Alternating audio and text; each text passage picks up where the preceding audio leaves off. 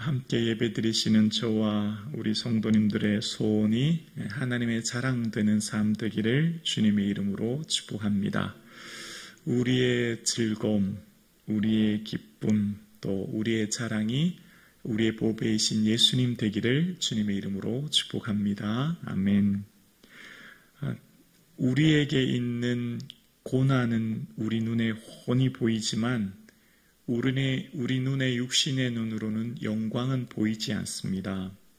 우리가 주님을 향해 걸어가는 이 길이 영광을 받기 위해 고난도 받아야 한다 말씀하셨고, 고난과 영광은 하나, 그러니까 자전거 바퀴가 두 개로 굴러가듯이 고난은 고난만으로 존재하지 않고 하나님 나라의 영광은 반드시 고난과 함께 한다라고 하셨는데요.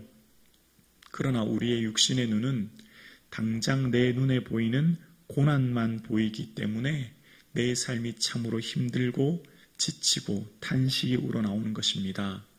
그래서 우리는 사도 바울이 하나님 앞에 기도했던 것처럼 지혜와 계시의 영인 성령께서 우리 마음을 밝혀주실 때 우리의 삶의 기업의 영광이 풍성한 것이 무엇인지 드디어 보이게 되는 겁니다. 우리에게 주신 이 기업, 우리에게 주신 예수 그리스도로 말미암아 따르는 이 고난의 영광이 얼마나 풍성한지를 하나님께서 우리 마음의 눈을 열어주셔서 볼 수 있는 이 아침 되기를 주님의 이름으로 축원합니다. 그럴 때 오늘 현재 나의 삶에 닥친 이 고난이 하나님이 주실 장차 큰 영광과 비교할 수 없음을 알기 때문에 내 삶 가운데 지금 만난 이 고난으로 말미암아 어떻게 해요? 소망 중에 즐거워하게 되는 겁니다. 환난 중에 참게 되는 것입니다.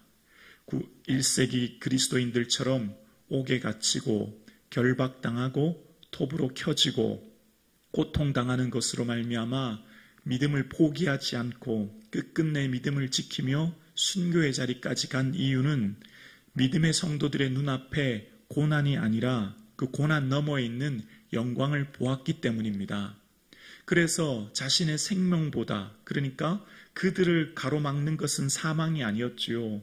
그들을 가로막을 수 있는 것은 어떤 죽음도 그들을 가로막을 수 없었던 이유는 그들의 눈으로 훤히 하나님 나라의 영광을 보았기 때문에 그들은 죽음이 두렵지 않았고 그들은 인생의 어떤 것도 주를 위해 희생할 수 있었던 힘, 그것이 바로 그 하나님 주신 영광을 보았기 때문입니다. 오늘 우리의 삶이 지치고 힘든 이유는 내 육신의 눈에 당장 보이는 고난만이 보이기 때문이에요. 그러나 사랑하는 성도님, 우리에게 고난을 주신 이유는 영광을 주시기 위함입니다. 그러기에 오늘 예배드리시는 사랑하는 성도님들의 삶에 지금 여러분의 인생에 고난이 많으신지요? 내게만 왜 이런 고난, 내게만 왜 이런 십자가 주시나 원망이 나오시는지요? 그러면 기억하십시오.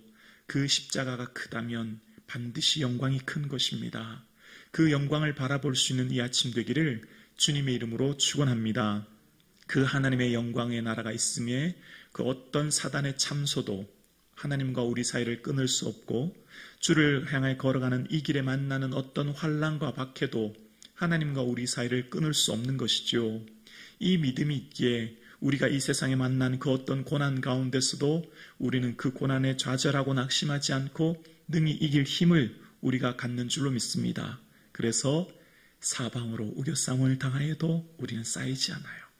답답한 일을 당하여도 우리는 낙심하지 않습니다. 우리가 설령 우리 인생이 거꾸로 찌른 것 같은 정말 죽을 것 같은 고통을 당해도 우리는 우리의 인생을 포기하지 않은 이유는 하나님이 우리를 붙들고 계시기 때문이에요. 결국 우리 인생은 하나님이 하십니다. 우리의 믿음, 창세자의 하나님께서 택하셨고 하나님께서 내게 믿음 주셨고 하나님 나를 이끌어 가시는 거예요. 하나님의 열심이, 하나님의 사랑이 우리를 붙들고 있는 겁니다.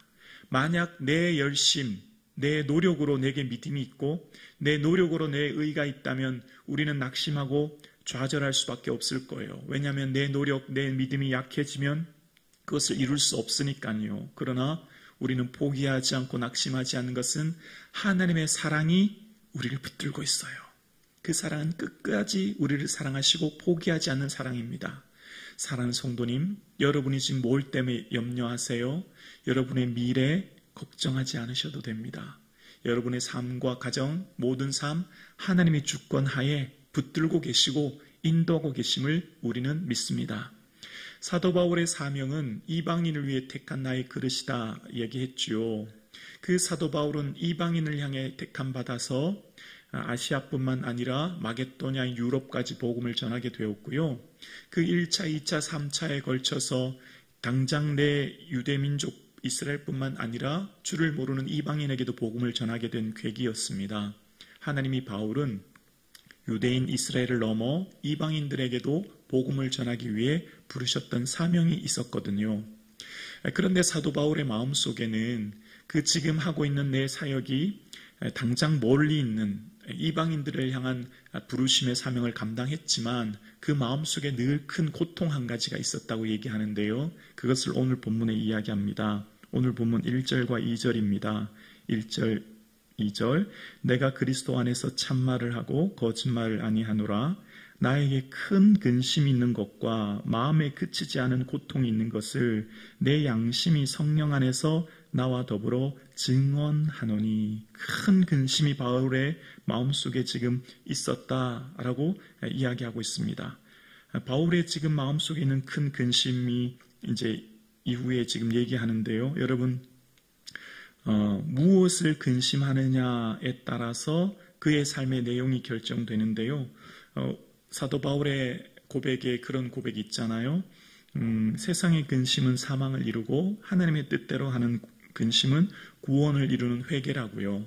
그러니까 근심의 내용이 사망을 이루는, 나를 두려움과 염려와 근심으로 결국은 그 근심 때문에 나를 죽게 만드는 근심이 있는 반면에 또 다른 근심이 있다는 거예요. 그 또 다른 근심은 구원을 이루는 근심이라는 겁니다. 그러니까 오늘 본문의 근심은 전자인 구원을 이루는 근심이라고 생각할 수 있죠.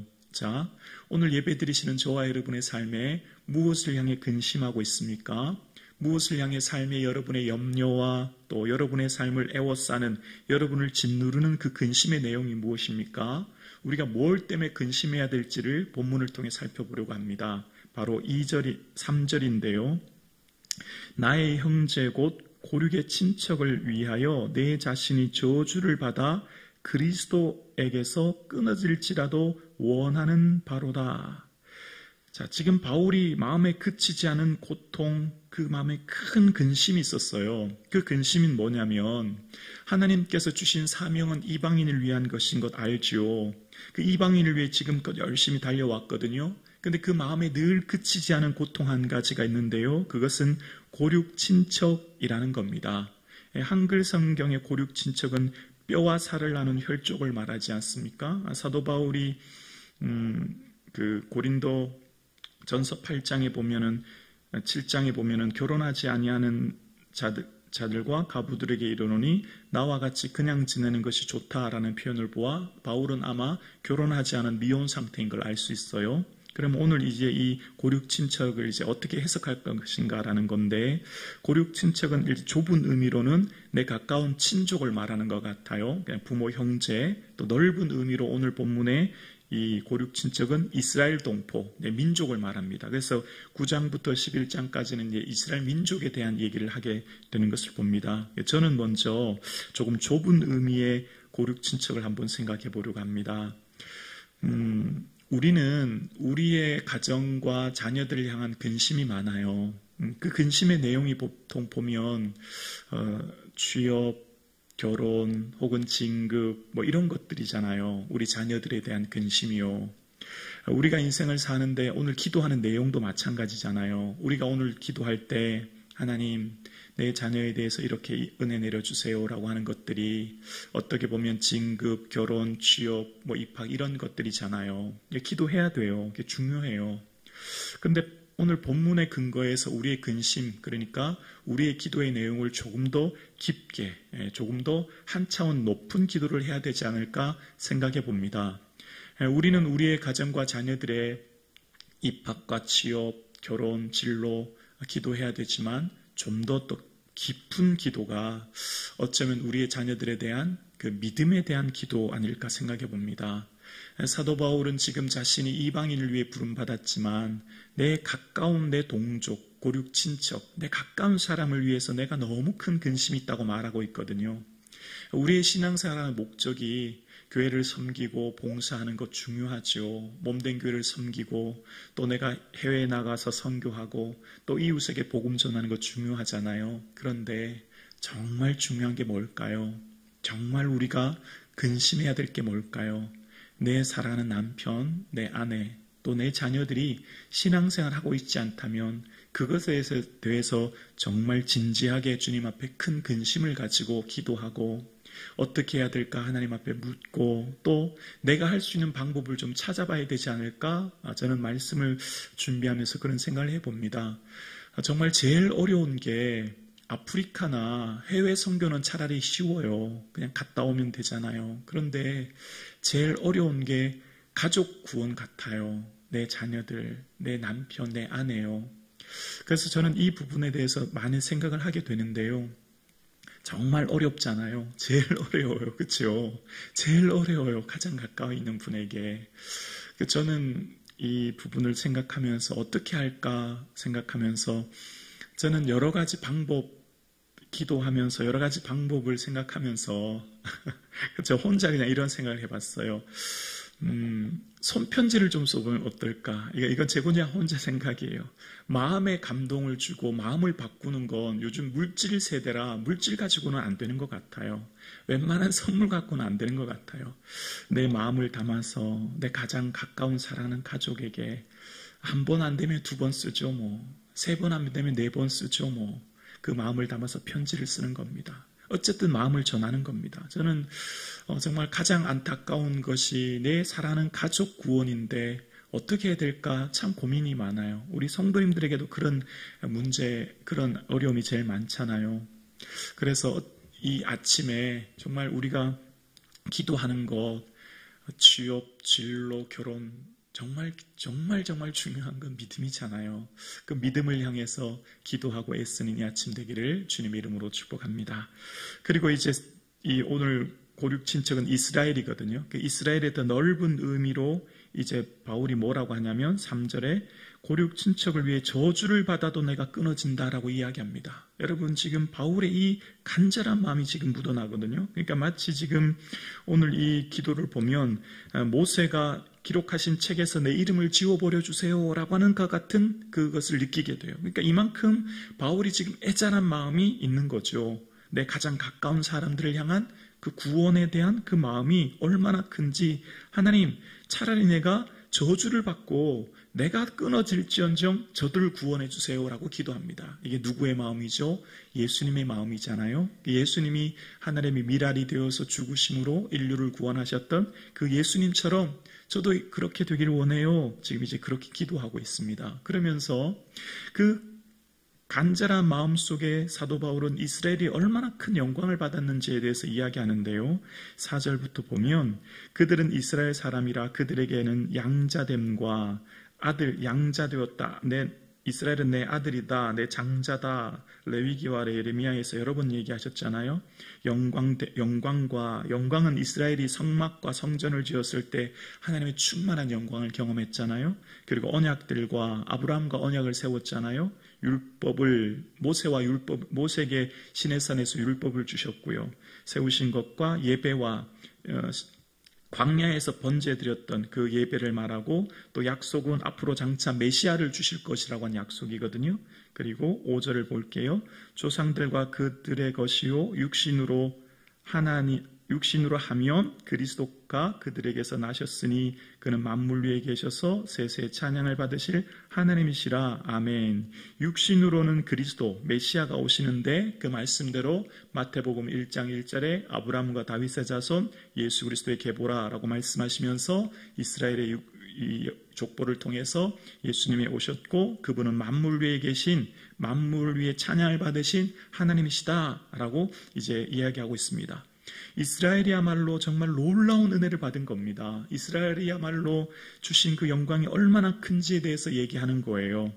그런데 그 이스라엘이 하나님이 주신 이 큰 영광을 잊어버린 채 하나님을 무시하고 그 주신 하나님의 이 큰 영광과 은혜가 있음에도 불구하고 하나님의 약속을 불신하여 믿지 않은 겁니다. 그래서 이스라엘이 다 구원받지 못하는 상실하는 일이 벌어진 거예요. 그래서 6절을 보면 그러나 하나님의 말씀이 폐하여진 것 같지 않도다. 자, 이제 6절부터 4개의 질문이 이 9장에는 등장하게 되는데요.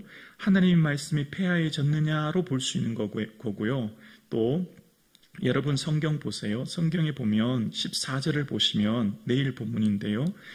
그런즉 우리가 무슨 말 하리요? 하나님께서 불의하시냐? 이제 두 번째 질문이에요. 하나님 그럼 불의하시냐는 질문이에요.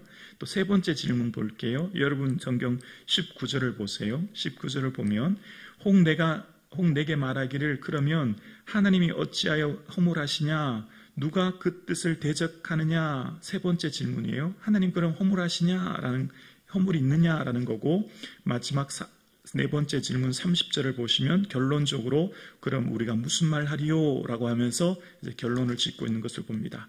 자, 그러니까 지금부터 이제 사도 바울이 말하고 있는 것은 뭐냐면 이스라엘에게 주신 그 충만한 은혜가 있는데 이스라엘이 그걸 상실하는 고 있음을 보면서 그 주신 약속을 상실한 이스라엘을 향해서 하는 말입니다. 그래서 이제 9장부터 11장까지에 대한 이 이스라엘에 대한 그 간구의 마음이 묻어나게 돼요. 그래서 11장 1절을 잠깐 자막 보여주실래요? 이제 11장 1절에 형제들아 내 마음에 원하는 바와 하나님께 구하는 바, 그러니까 기도하는 거죠. 그 바는 누구를요? 이스라엘을 위함이니라는 겁니다. 지금 가장 가까운 이스라엘 민족을 향해 지금 내가 구하고 있다라고 하면서 계속 이어지는 거예요. 또 11장 1절 자막 보여주시면 11장 1절도 또 얘기합니다. 그러므로 내가 말하노니 하나님이 자기 백성을 버리셨느냐? 그럴 수 없느니다. 나도 뭐라고요? 이스라엘이니요. 하나님이 그러면 우리 민족 버리셨느냐? 아니라는 거예요. 그러면서 나도 이스라엘인이다. 그러니까 지금 9장부터 11장까지 계속해서 뭘 얘기를 하냐면 나와 내가 택한 민족을 향한 하나님의 사랑을 이야기하면서 그 하나님에 대한 사랑의 그 택한 언약을 이야기하면서 이제 7절부터 오늘 13절까지는 뭘 얘기하냐면 이삭과 이스마엘, 야곱과 에서의 예를 들면서 하나님께서 그 택하신 육신의 자녀와 약속의 자녀로 나눠주게 되는데 그것은 바로 하나님의 택하심이다 라고 하면서 11절을 볼게요. 11절을 보면 그 자식들이 아직도 나지 아니하고 무슨 선이나 악을 행하지 아니할 때에 뭐를요? 택하심을 따라 되는 하나님의 뜻이 행위로 말미암지 않고 오직 부르시는 이로 말미암아 서게 하려 하사라고 이야기합니다. 결국 하나님께서 이스라엘 민족에 그들이 구원 얻는 건 그들의 행위가 아니고 뭐라고요? 하나님 부르심, 그 택하심이라는 것을 얘기하는 거예요. 그러면서 11절 끝에 보면 서게 하려 하사라고 하는 거 보이세요? 세운다는 표현이잖아요. 이게 왜 등장하게 됐냐면 여러분 방금 읽었던 6절에 패하다, 말씀이 패하여질 수 있느냐, 이게 패하다는 뜻이 넘어지다, 넘어뜨리다라는 이 원어가 의미거든요. 그러니까 하나님 말씀이 넘어졌느냐, 넘어뜨려졌느냐, 아니다. 하나님 말씀이 오히려 이스라엘을 세운다라고 하면서 이제 그 하나님께서 이스라엘을 구원하신 것은 그 행위가 아닌 부르심의 택함이라는 걸 설명하고 있는 거예요. 그러면서 이제 하나님께서 부르신 것은 그들을 선택하고 택하셨기에 지금까지 여기까지 왔다라고 지금 본문이 지금 이야기하고 있는 겁니다. 그래서 그 하나님에 대한 사랑이 이스라엘 가운데 함께하게 되었고 그들을 택하셔서 그들을 세우고 계심을 지금 설명하고 있는 겁니다. 그러면서 나도 이스라엘이니요. 그래서 내게 가까운 이스라엘에게 내가 복음을 전하고 그들을 향한 근심을 한다라고 하면서 이 로마서 9장 서론을 이야기하고 있는 거예요. 함께 예배하는 저와 여러분의 삶에 복음을 내 가장 가까운 사람부터 전하고 기도할 수 있는 이 아침 되기를 주님의 이름으로 축원합니다.